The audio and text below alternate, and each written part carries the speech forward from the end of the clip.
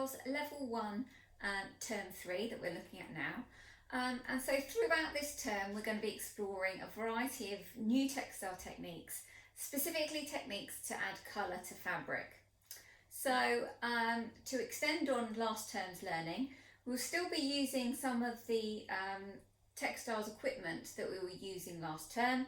So things like the embroidery thread, needles, your fabric scissors, any scraps of material, as well as the bonder web for any applique. So we're going to be using those pieces of equipment and materials as well. On top of that, there's a couple of new things that we might need to be able to complete some of the rest of the tutorials. So first of all, you're going to be creating a mood board. You're going to need a larger sized piece of paper or card for that. I'll suggest maybe an A3 size would be suitable, as well as any scraps of coloured card, fabric, to be able to do that, and your usual drawing equipment. I've got a tin of watercolour pencils.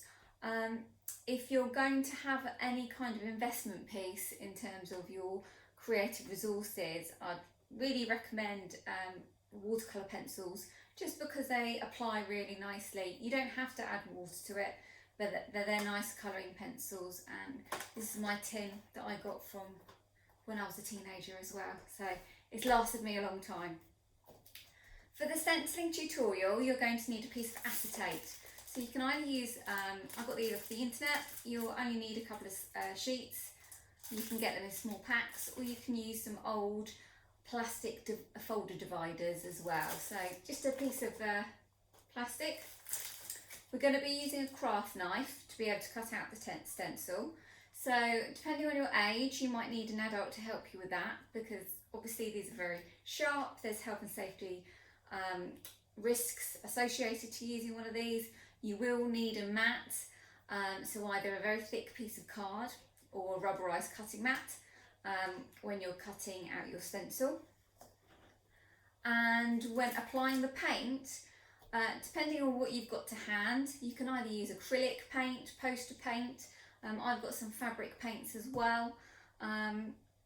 It really depends what you've got. You don't necessarily have to go out and buy fabric paint, but you could possibly be using them throughout the course, depending on what you choose to create during the projects, where you can choose your own design brief to follow.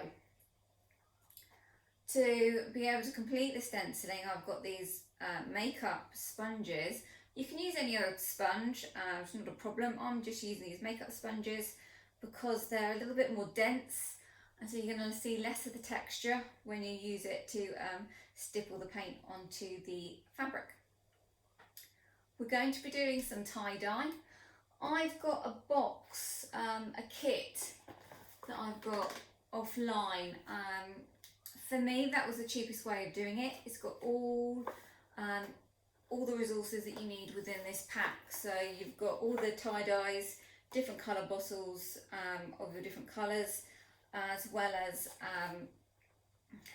gloves, elastic bands, and also some refill dyes as well.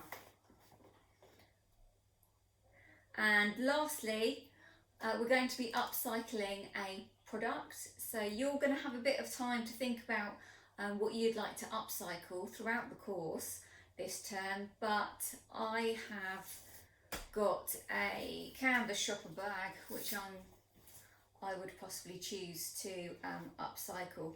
But again, as we go through the booklet, it just explains a little bit more clearly what kind of things you could upcycle. So it could be a pillowcase, or just a normal pillow, or a t-shirt, or any kind of item of clothing. It doesn't have to be a canvas shopper bag, but if you don't want to ruin something that you've already got at home and you wanted to buy something quite cheap and affordable, I think this cost me £2.50 online as well. So that's something to consider.